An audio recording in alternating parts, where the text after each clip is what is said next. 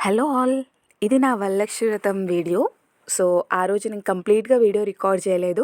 But ఈ decoration అంతా గూడా నేను ముందు ప్రిపేర్ చేసుకున్నాను. బ్యాక్‌గ్రౌండ్ వచ్చేసి నేను ఆన్‌లైన్‌లో తీసుకున్నాను. యాక్చువల్‌గా ఇది నా సెకండ్ వరలక్ష్మి వ్రతం. సో, ఎవ్రీ వరలక్ష్మి వ్రతంకి నేను ఒక స్టెప్ పైకి వెళ్తున్నాను. నేను అనుకున్న కోరికలు కంపల్సరీగా నెరవేరుతున్నాయి నెక్స్ట్ వరలక్ష్మి వ్రతంకి. సో, లాస్ట్ ఇయర్ కంటే ఈ ఇయర్ బెటర్‌మెంట్‌గా చేసుకోవాలి అని చెప్పేసి ఇలా ప్లాన్ చేశాను.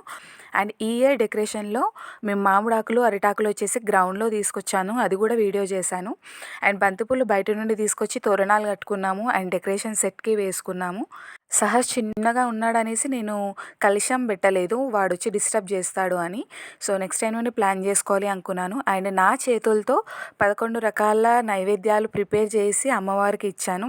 చాలా చాలా చాలా హ్యాపీగా అనిపించింది యాక్చువల్లీ ఆ రోజైతే. నేను అనుకున్న దానికంటే ఎక్కువే వచ్చి వాయినాలు తీసుకున్నారు. I'm so happy. అసలు ఎంత